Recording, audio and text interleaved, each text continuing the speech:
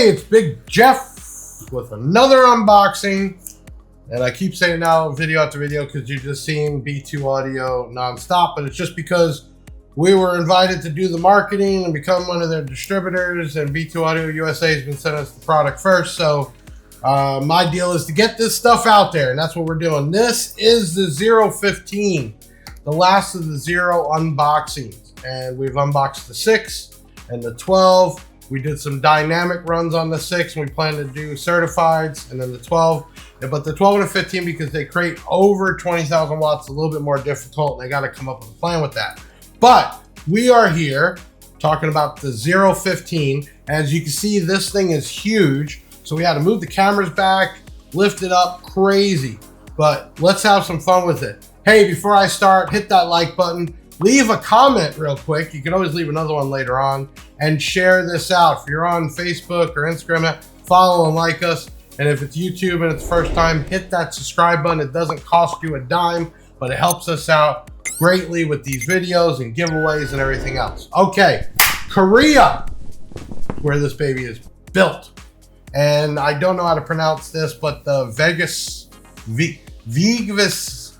So let's break down how you pronounce this name. In Icelandic, it's said Vegvísir. Vegvísir. Okay, I'll spell it out for you. V-E-G-V-I-S-I-R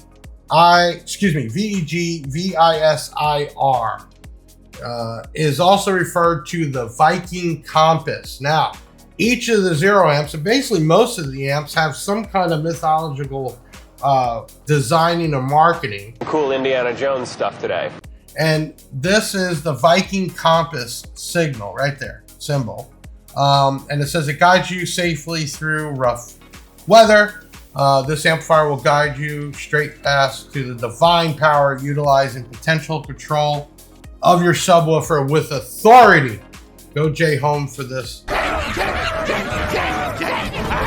behind the scenes planning. But this thing is huge. Let me grab a tape measure real quick.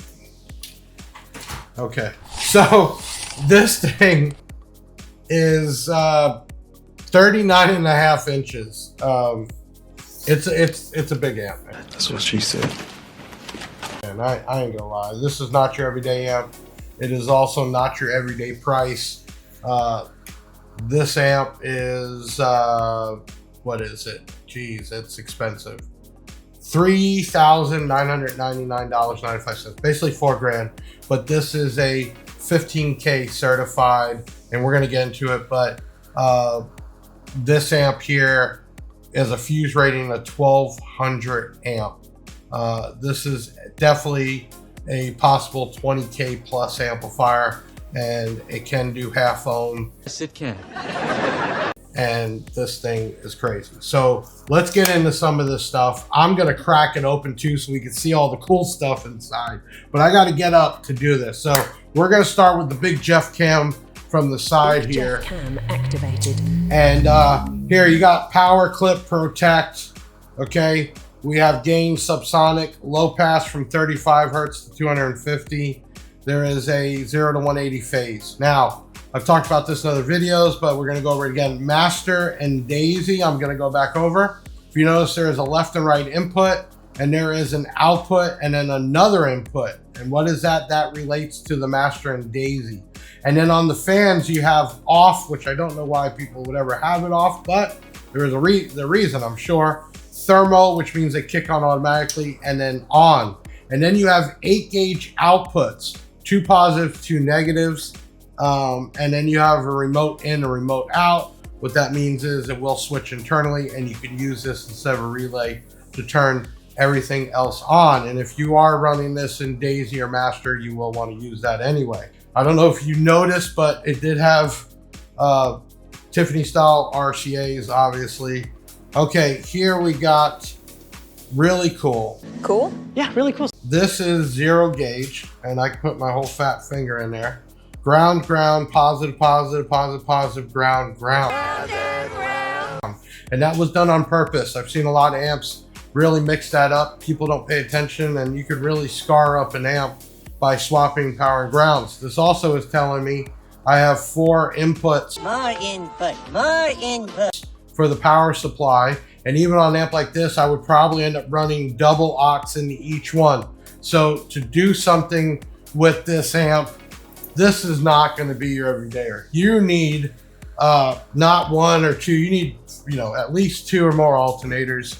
And when we're talking about battery power, which Yinglongs you can do, but you're talking about something that can pull 1,000+ amps. I mean, you got to have some power. More power. This is for you guys that are really competing. You need a ton of power. I've seen guys in the past run some of the zeros and multiples of them. We plan on using one of the zeros in the B2 audio hair tricks done by Big Jeff for 2 of the 33s. I just haven't figured out which one. But this amp here will need 100% copper, multiple runs, alternators and batteries. You're going to get into this game. And you're spending $4,000, but this is 100% Korean. And man, I've talked to people when we started selling B2 audio that have amps from the Zero line, because they had the 12 and the Zero, I think 45, the Rage 5. They have amps that are still working. Good, really good. To this day from years ago.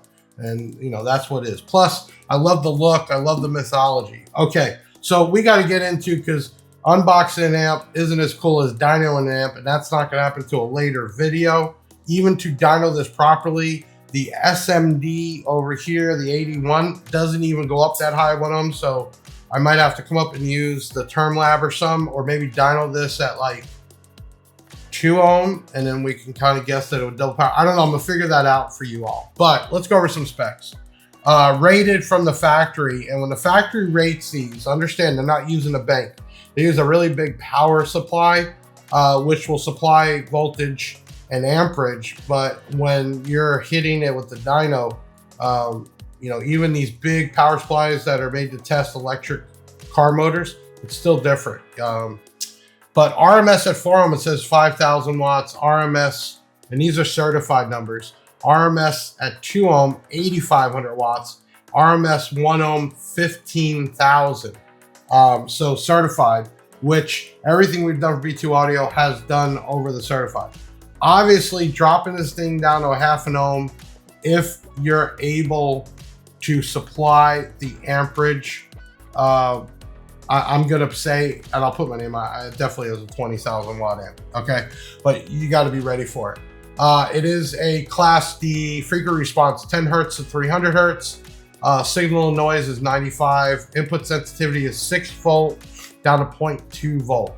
I have seen that over input actually gets a negative effect on these Zero amps. If there's too much input, you actually hear a buzzing sound. Back it off right away. I've had a bad experience. I learned my lesson. 4 volts on an input is perfect. You don't need any more. Crossover circuit is 24 dB per octave. Low pass filter, we said, was 35 hertz to 250. It did have a phase adjustment. Dampening factor, negative 400. We talked about 4 zero gauge runs, and then the fuse rating was 1200 amp. And what do they mean by that? Well, these amps don't come internally fused. You are recommended, and better do it, run a inline fuse per output. So if you're going to do doubles, I would put a 500 amp on each run if you're doing doubles, which should give you enough at that point. But if you're just going to run this bare bones, it's not going to work. Definitely fuse it. Fuse. Okay, so Korean amp. Some people believe in them. Everybody loves copper in Korea, but they don't want to pay the price. There's a lot of stuff they claim is Korean, but it's not really fully Korean.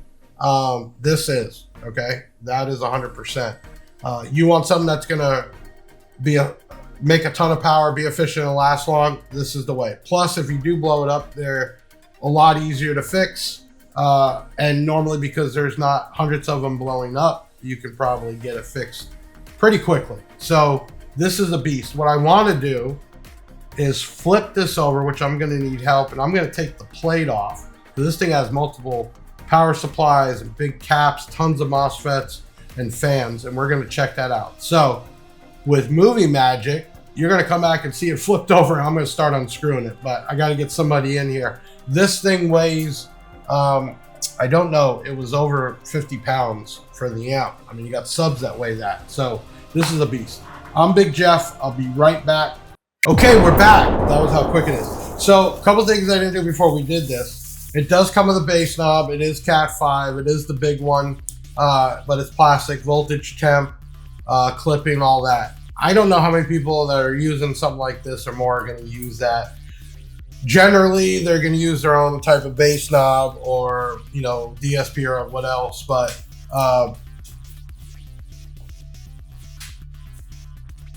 it's there if you want to use it. And it is Cat 5.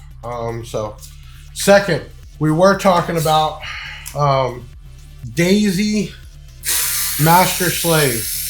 There is a difference. So I learned this. Master and Slave came about where people wanted to put 2 amps together and 1 amp controlled it. Basically, the amp passed through the other one. So if it was a 1 ohm amp and you're doing a Master Slave, you basically need to raise the impedance. Being a 1 ohm amp then would create a power of 2 ohms. Could it do less like these that are made capable of doing half ohm? Possibly, yes. But that's what that is. And then you would basically master and slave it where one controlled everything. Daisy chain, which is kind of the same, and I'm not really sure why they would have the 2 different, but daisy chain basically is, well, no, I get it, because when you do master and slave, it would be to run, say you had 4 speakers and you wanted to run an amp to each 2. Master and slave would allow you to run the 2 speakers to 2 amps, and then it would control all the speakers on the same circuit. That make sense? Yes, it does. Okay. Doing a daisy chain is 2 separate circuits, but one controls the other amp, which means you don't have to get the gains matched or the crossover settings. So if you want to run, well, I'm just gonna say 1 woofer and 1 woofer, 2 separate amps, right? You could do that and control the gain and crossover by 1. With Master and Slave, the 2 amps become 1 and it's 1 circuit, and that's why it basically raises, because it's like a series type of configuration. So for you guys that need more than this beast, and you're gonna put 2 of these or more together, the option is, do I want all the subs on the same circuit, or do I want them separate? Either way, you're able to run that and control it through 1 amp, the first one, which is kind of cool. So that is the Daisy and Master. Bass knob. Some people use the factory, but if you're using multiple, what are you gonna do? Line them all up? At that point, most people do a voltage, some type of LED readout with voltage and or amperage, and then they're doing hopefully a Big Jeff bass knob or a B2 audio bass knob to control it. So there's a ton of stuff out there now, wireless and everything else. So I know people still use it. On an amp like this, I don't see as much somebody using it. On a smaller amp, say the Ride or Rages, and they're doing 1 amp on their subs, and they want to control the bass, I can see it. But it does come with it. Now, I'm taking the back plate off. Don't try this at home, boys and girls. And there is 4 fans on the plate itself. So, please do not become a repair guy.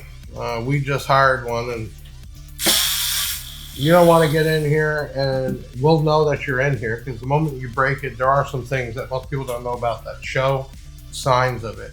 On this particular one, I'm going to assign, actually, let me do it now so it's on video. Anything like dyno or test or open up to make sure they know it's covered. So I'm actually going to put right here, hold on. This is 125.25. And then I'm just gonna sign it.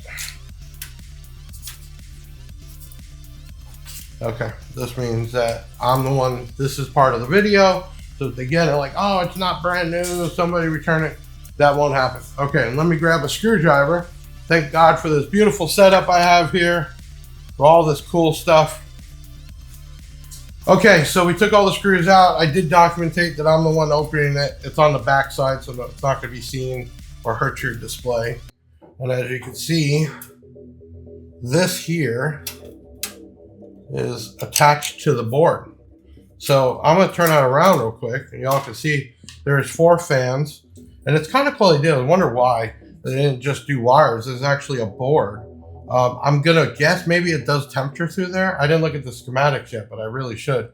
But there are 4 fans that are controlled. So I'm going to put this over here. Okie dokie. Man! Wow! This thing is huge, guys. Okay, so, okay, I don't even know where to start. Let me grab the up close and personal camera. Up close and personal. And then, here we go. Okay, so there's your inputs. And you can see they are, I've seen one of the smaller boards out, and it's multiple solders. I mean, these things are not coming loose. I did see in a video a repair guy that talks about vibration is the killer.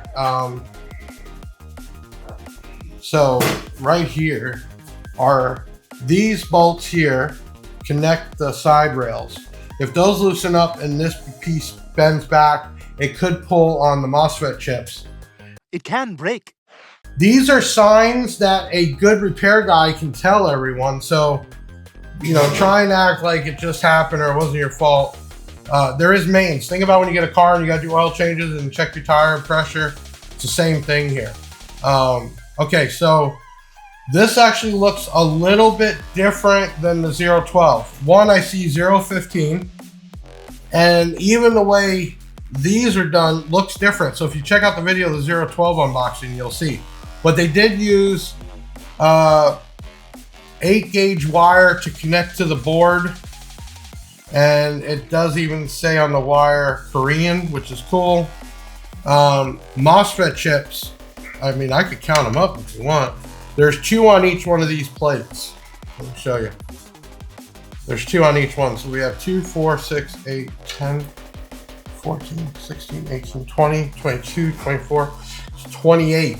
So 28 there. And then you have 2, 4, 6, 8, 10, 12. 12 there, and then you have the same thing on the backside. A lot of MOSFET chips, okay? The board does look a little different.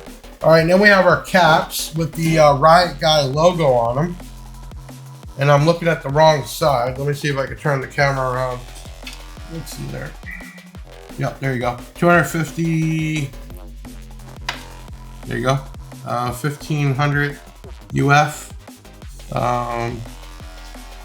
And then somebody comment, I forgot, Jay told me 1,000 times. This is like they call a mini board.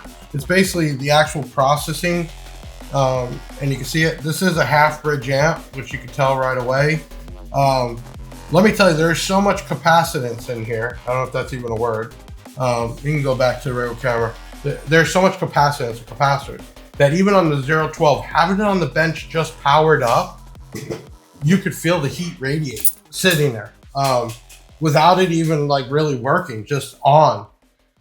There's a lot of power going through this thing. It probably hurts you pretty good if it's that. And man, you got to be careful. This is not everyday stuff. This is not, oh, my buddy's been doing this for 20 years out of his house. And you don't want to put that in somebody's hands. You need to investigate, learn, go to a reputable shop to have this wired up install. Be careful, even the wire you're using. Okay, some of the wire, obviously, you know, is copper clad, and some of it's really even bad copper clad because it's more clad, which aluminum, than copper. And then even what they have now, the copper tinned, which makes sense for corrosion. Some of the manufacturers, and I'm not going to get into names, but put more tin than they should. How dare they? And the only way to really know is melting that down and seeing the separation. Tin copper is good. You're getting copper and it's tin, so corrosion. But if they use more tin to offset the cost, it's not good. So I would definitely not cheap out on the power. And then for the electrical. Then you know, we're a MechMan dealer. I believe in alternators. I've had the same ones in the Yukon that do great, but whoever you want to go through, you're going to need some constant recharging power. Batteries. Oh God, there's so many different types of lithium now, and it's a war. You just got to match it up though and make sure you have enough storage to supply when this is banging, and especially competing. And then think too, with your alternators, get it checked, because depending on the pulley size and that, how much is it really creating that idle? So you might want to check it. That was a misconception where some people wanted a bigger amp alternator, but the reality is you'll get more power quicker with a smaller one. And I learned that from MechMan. Big shout out to Tony. So what he's saying that is like a 300 something amp alternator will do that, but it has to really wind up. And it's made to do that while the vehicle is really driving, even if you adjust the pulley size. A small amp like a 240 actually gets there quicker. So at a lower RPM, you'll get more amperage. So just because it's 300 doesn't mean you're going to utilize that when you're just idling or kind of revving it. So look into that, and you can also get with MechMan or whoever else and ask them. So anyway, let me turn on the Big Jeff cam. Let's look more at what you want to see. So sexy. This amp is so big that even the 012, when I put pictures up last weekend, some guy commented, "Oh, that's two different amps." I just love when people comment, they have no clue. It's the same amp. This thing is just so big. Let me know what you think. Does any of this stick out? Does any of this make it better than others? You do know.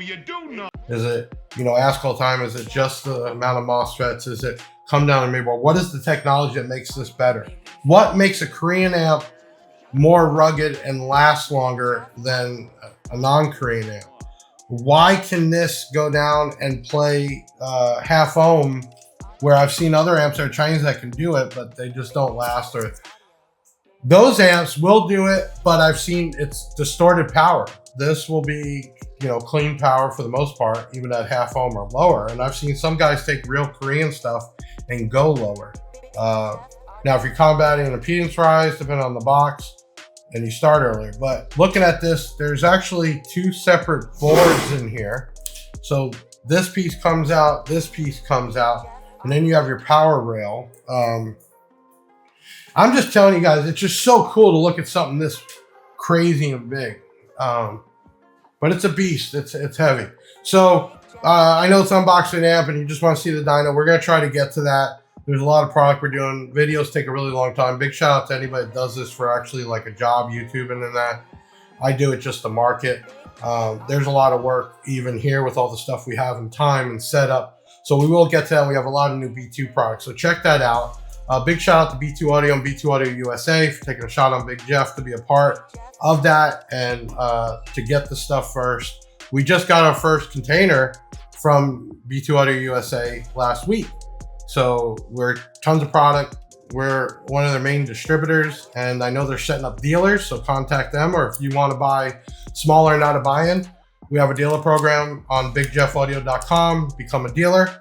And I know they are looking for sponsorships with online creators and guys that compete. I just know now, if you don't even have a car build, never had one, they're not just gonna give you this huge discount. It's not for free. But I know I just saw some announcements. Guys had product. They were competing already, and they planned out a system because they already sent over what they wanted to do to swap out the equipment they have, like their doors and their amps and the other stuff. And they got a huge discount to be a part of the team B2 Audio USA. We also have the Hummer, Frank. We have my Yukon. And there's a couple others that hopefully we can meet up at the same shows, but it will be putting together to go to shows. So here you go right here, the 015. I'm Big Jeff. Hit that like button. Leave a comment. Don't kill me. Be nice. If not, I don't care. But thank you if you're part of the platform, helping us spread the word. That's how we do all the giveaways we do is by you all helping share and spread the word. We got tax season coming up. Take advantage of that on all the product we sell. And then keep checking back at the videos. We got a ton of product, ton of videos. And we do shorts and unboxings and testings and everything else. So I'm real excited. Listen, I'm Big Jeff from bigjeffaudio.com, representing B2 Audio, B2 Audio USA. Thanks again for watching another video. I'll see you on the next one.